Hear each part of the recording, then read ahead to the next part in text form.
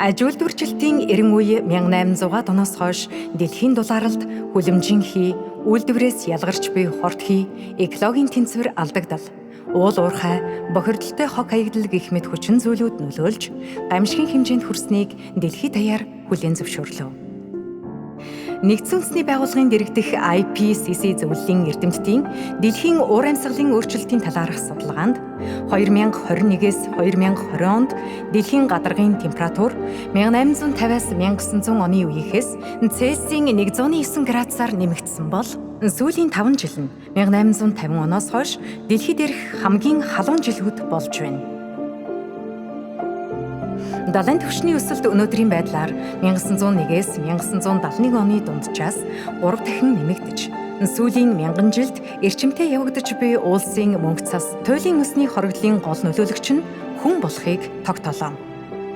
1950-ад оноос хойш дэлхийд даяар агаарын халалтаас үүдэлтэй гамшигт үзэгдлийн давтамж улам нэмэгдэж, хүйтрэлт буурсан нь статистик тоо баримтаар батлагджээ.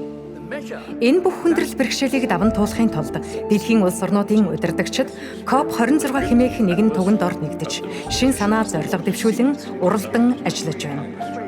Монгол орны хувьд уур амьсгалын өөрчлөлтөд хамгийн эмзэг өртөмтгий орнуудын нэг бөгөөд сүүлийн 80 жилд уур амьсгалын өөрчлөлт 2.4 градусаар нэмэгдсэн.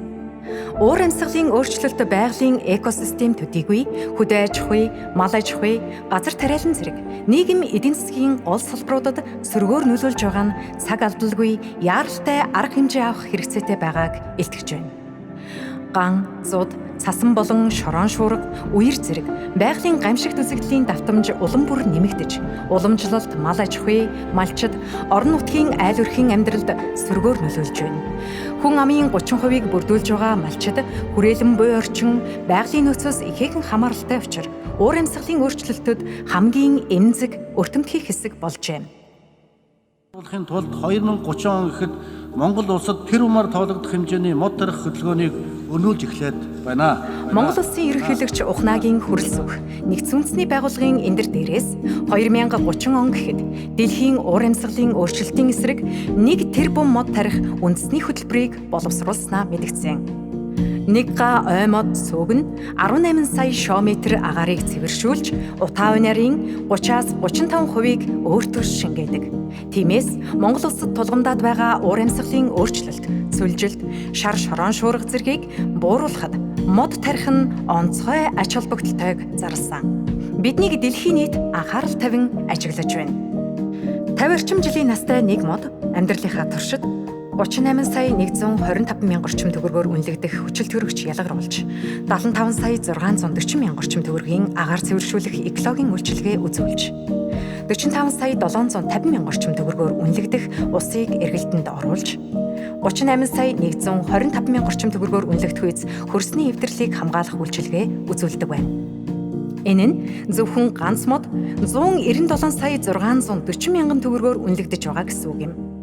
Одоогоор улсын хэмжээнд 816.9 га талбай бүхий 217 мод үржүүлэхийн газарт 9.2 сая ширхэг тарьц суулгацын нөөцтэй бөгөөд 1 тэрбум мод үндэсний хөдөлгөөний хүрээнд 2022-оос 2024 он хүртэл төслийн бэлтгэл үе шат 2024-өөс 2026 он хүртэл эрчимжүүлэх үе шат 2026-аас 2030 он хүртэл тогтвортой үргэлжлэх үе шатанд хувааж тэрбум мод үндэсний хөдөлгөөнийг амжилттай хэрэгжүүлэх хөтөлбөр төлөвлөгөө боловсруулах ажил эхэллээ.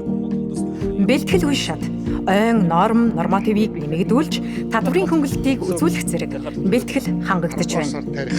Ирэх жилүүдэд төр хувийн хвшлийн хамтын ажиллагааг эрхэмлэж тэрбум мод үндэсний хөдөлгөөнийг амжилттай хэрэгжүүлэх нь та бидний зорилго билээ. Ногоон ирээдүйг бүтээцгээе. Тэрбум мод үндэсний хөдөлгөөн.